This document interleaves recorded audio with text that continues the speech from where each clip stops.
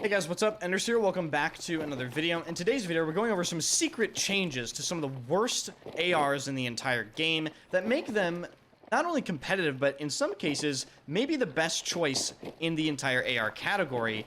And we'll also be going over my thoughts on Reclaimed on Breakthrough specifically. And let's just say, if you want to hear about that, watch till about halfway. That's where it's going to start. It's going to be very spicy, let's just say that, because I have not been having fun on Breakthrough Reclaimed. But if you enjoy the content, hit the like button and subscribe to the channel. I post regularly, and I stream every single day at twitch.tv/enders. First link in the description. Now, in terms of the secret changes, these changes were not listed in the patch notes. Of course, in classic DICE fashion, they just said, "Oh yeah, we improved a lot of the guns. Let's not put that in the patch notes. Let's not put that in there because apparently it's not important." But the ACWR, which I have in my hands right now, it was one of the worst guns in the game, in my opinion at least. Pre-Season 5. They've actually gone ahead and given this gun not only a makeover, obviously, with the attachments that all Portal ARs received, but they went in and secretly changed some of its damage model. And they gave it a 4 bullet to kill range, which it previously did not have. And the 4 bullet to kill range is out to 30 meters. So let's show you guys 30 meters. In my area. I think it's like 29.999. But yeah, that's about 30 meters.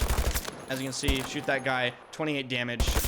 So this thing at 720 RPM has very good time to kill within 30 meters.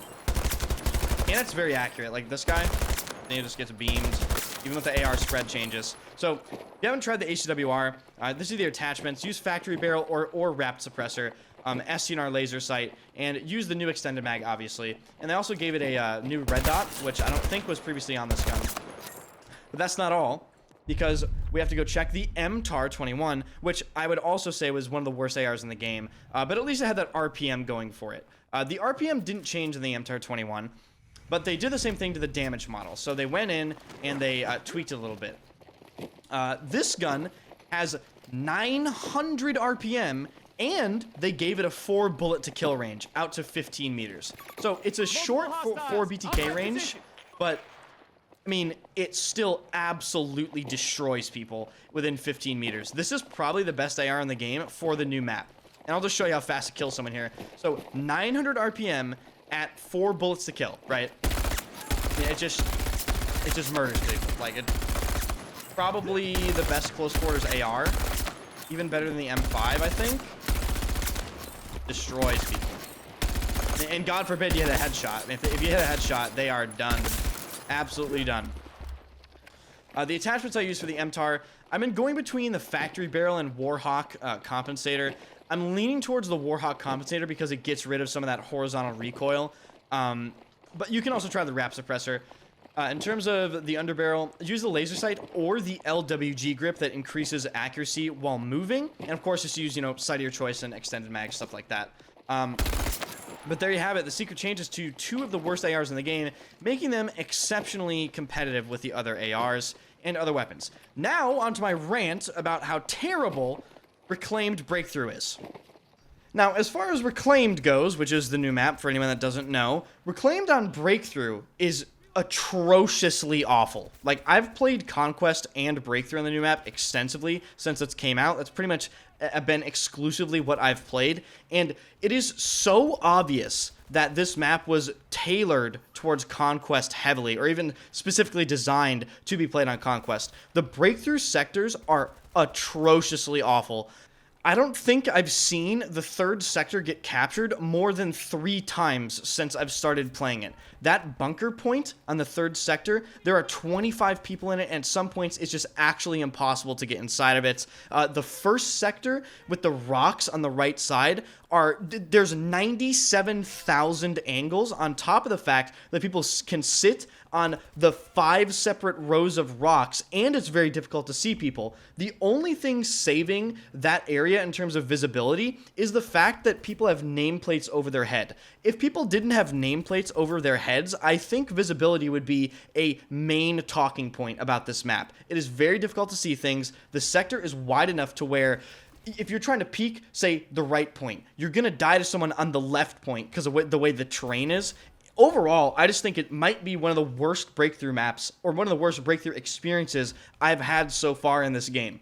And to make matters even worse, the new vehicle changes went through, so there's always an AA gun running around, which is good on some maps, but I would say bad on this map, because the new 35mm AA cannons farm the fuck out of infantry, and they shred helicopters. I think I 8 or 9 shot a little bird from 100 HP to 0 HP, and that is completely broken and overpowered. Once you get past the first sector, or if you get past the first sector, the second sector is a little better, but again, it kind of suffers from that 20 people in one building syndrome. And on top of that, the entire area around the building is, flat. There's not much area to actually hide yourself, unless you're actually on the outskirts of the map. So overall, this becomes an incredibly annoying gameplay loop with the lower than average visibility on this map. It's a little dark in some areas.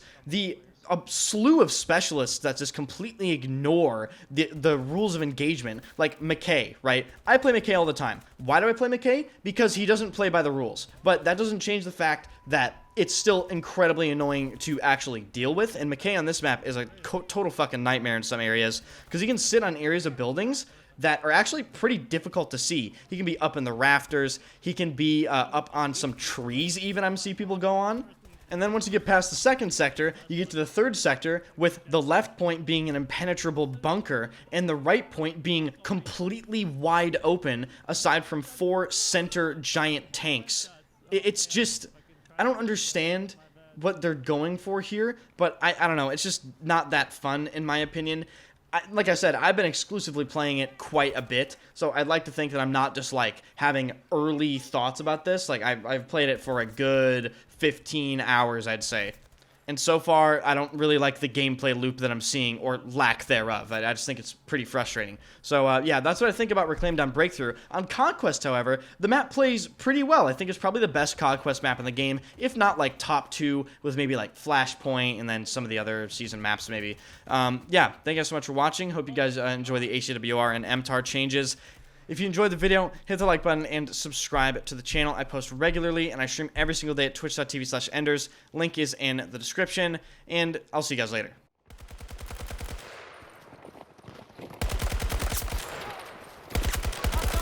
50 meters from my position.